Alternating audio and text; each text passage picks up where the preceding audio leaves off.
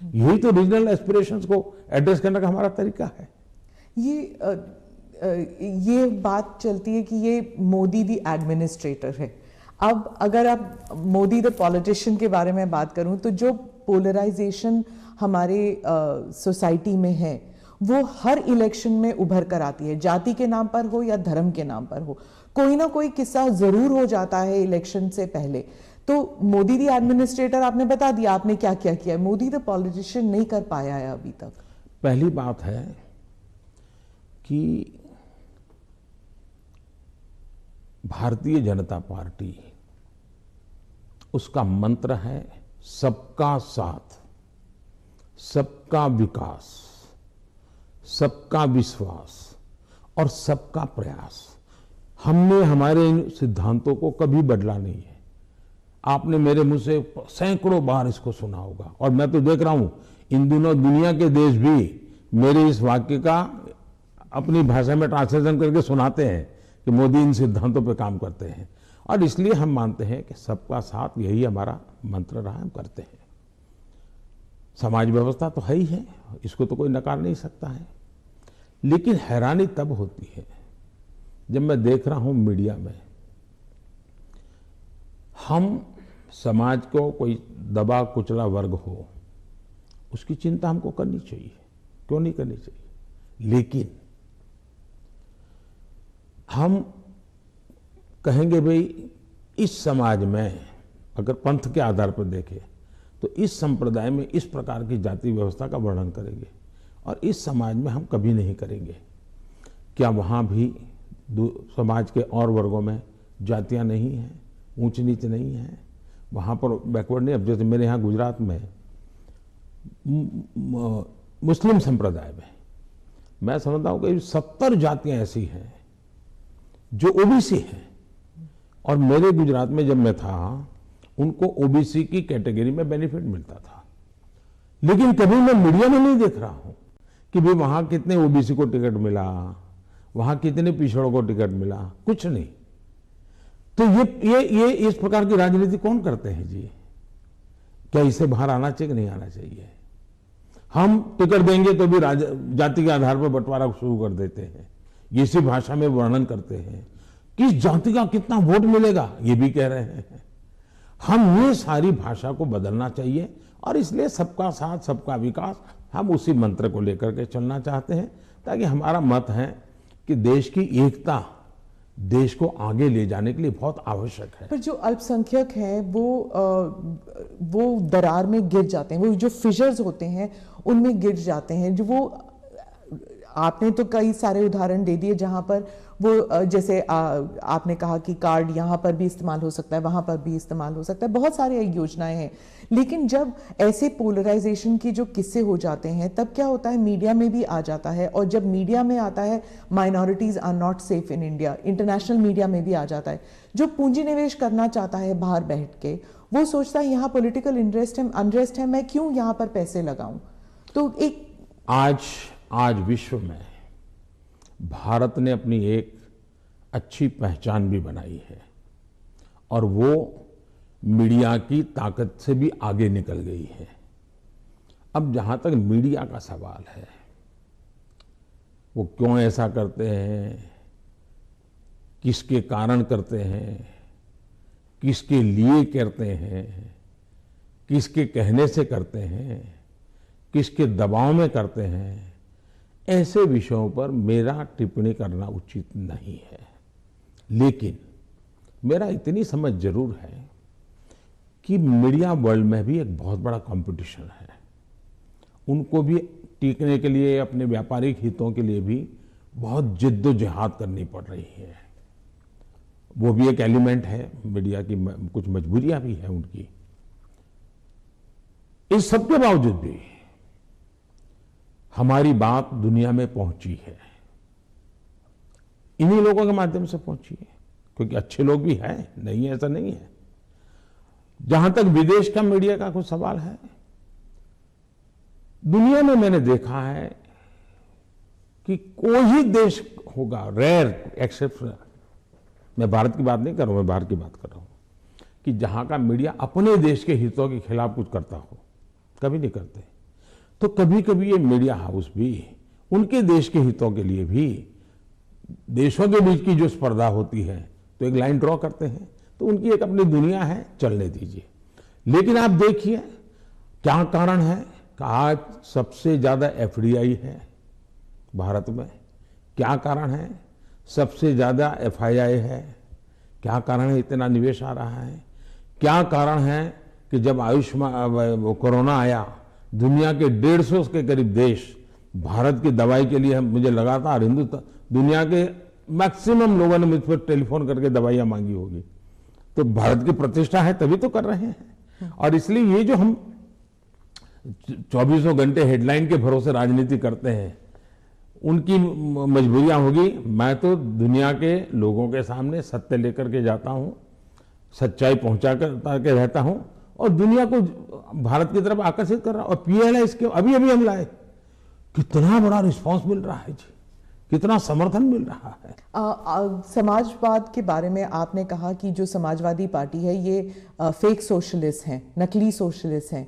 तो समाजवादी है कौन फिर उत्तर प्रदेश में? क्योंकि अर्थशास्त्री कहते हैं कि बीजेपी जो है वो पहले इकोनॉमिक पॉलिसीज में राइटिस्ट थी, फिर वो सेंट्रिस्ट हो गई, अब वही समाजवाद बन गए हैं।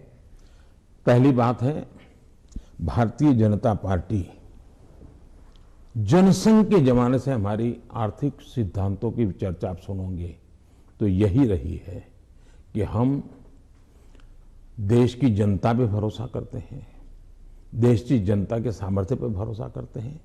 सरकार की नीतियां उनको अवसर देने वाली होनी चाहिए और हम वो नीतियां बना रहे हैं कि उनको सबसे ज्यादा अवसर मिले। दूसरी बात है, हमारा मत है government has no business to do a business. अब ये कहां समाजवाद के साथ बैठता है? ये तो समाजवाद के खिलाफ है। सरकार का काम है गरीब के लिए भोजन की चिंता करो, सरकार का काम है गरीब के लिए घर बनाओ, सरकार का काम है गरीब के लिए शौचालय बनाओ, सरकार का काम है गरीब को पीने का शुद्ध पानी दो, सरकार का काम है गरीब अगर बीमार है तो उसको इलाज की व्यवस्था करो, सरकार का काम है गरीब गांव गांव तक कुछ रास्ते बनाओ, लोगों को जाने आने की सुविधा करो। सरकार का काम है कि हमारा देश का एग्रीकल्चर ताकत जो है विश्व के बाजार में कैसे पहुंचे, इसके लिए कुछ व्यवस्था करो। छोटे किसान उसको दरकिनार किया गया, उसकी चिंता करो। और मेरी प्राथमिकता यही है, मुझे लोगों को घर देना है, मुझे गरीबों को शौचालय देना है, मुझे गरीबों को धुएं से मुक्त करना है, मुझे गरीबों को घर में शुद्ध पीने का पानी पहुंचाना है, मुझे गरीब के बच्चों को पढ़ाना है। अगर कोई इसको समाजवाद कहता है तो मुझे ये समाजवाद मंजूर है, तो वो क्योंकि मैं समाज के लिए हूं। लेकिन मैं जो चर्चा करता हूं नकली समाजवाद, वो ये है, ये पूरी तरह परिवारवाद है। लोहिया जी का परिवार कहीं नजर आता है क्या? वो भी तो समाजवादी थे। जॉर्ज फर्नांडिस का परिवार नजर आता है क्या? वो भी समाजवाद थे। नीतीश बाबू हमारे साथ काम कर रहे हैं, वो भी तो समाजवादी हैं। परिवार कहीं नजर आता है क्या? ये समाजवादी लोग हैं। लेकिन ये लोग देखिए पूरा परिवार, मुझे एक बार किसी ने चिट्ठी भेजी थी, मैं तो भूल गया आज, उन्होंने कहा कि इनके परिवार से, ये सपा जो है उत्तर प्रदेश का, 45 लोग ऐसे थे जो किसी न किसी पद पर थे। एक ही फैमिली के 45 लोग। और किसी और ने मुझे कहा कि उनके पूरे परिवार में 25 साल की उम्र के करीब करीब सभी व्यक्ति को चुनाव लड़ने का मौका दिया गया है। क्या ये परिवारवाद का लोकतंत्र के लिए खतरा है? इसलिए मैं कह रहा हूं।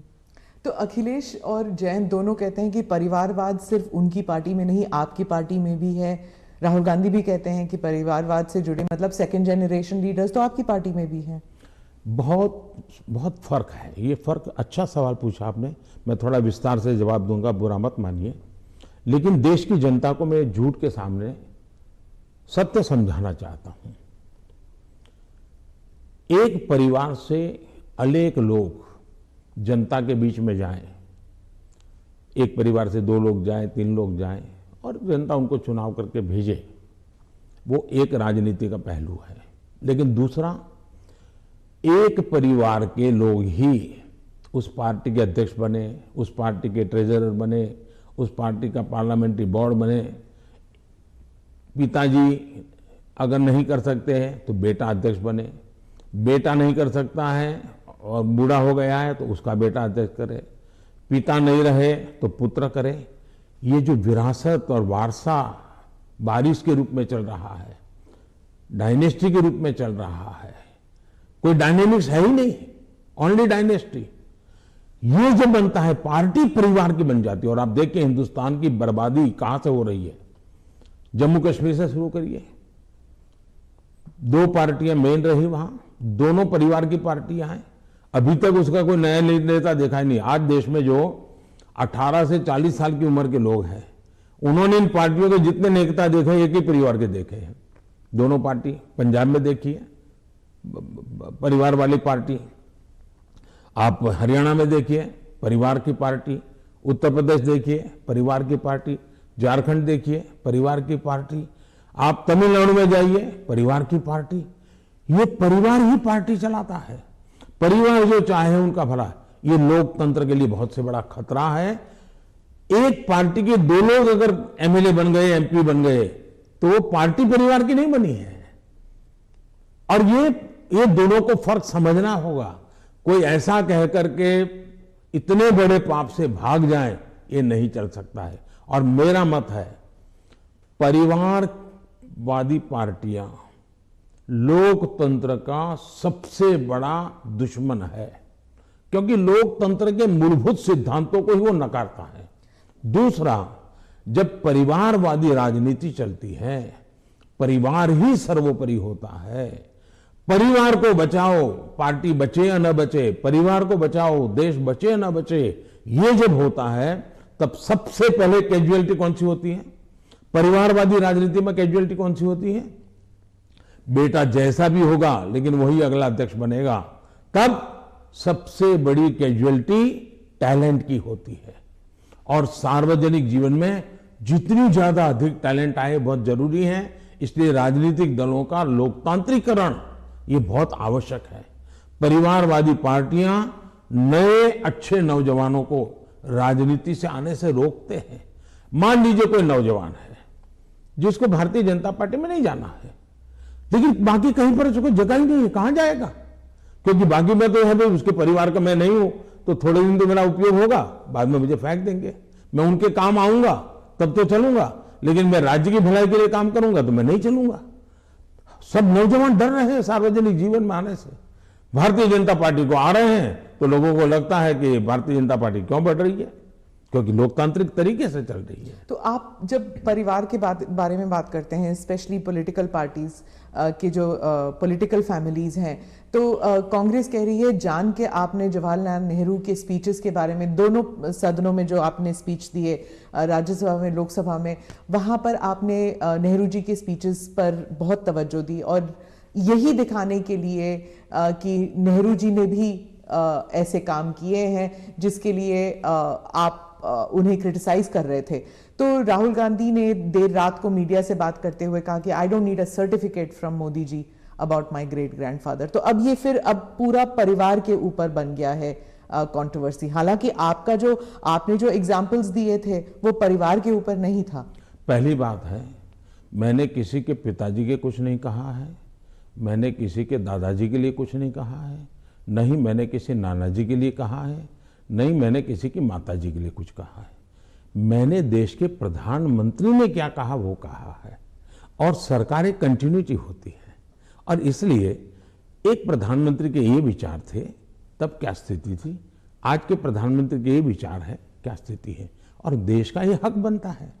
अब दूसरा, बार बार हमें कहा जाता है आप नेहरू जी का नाम लेते नहीं, आप नेहरू जी का नाम, अब हम लेते हैं तो भी मुश्किल हो रहा है। मुझे समझ नहीं आ रहा है कि इतना डर किस बात का है। प्रधानमंत्री जी, 2014 से आप कांग्रेस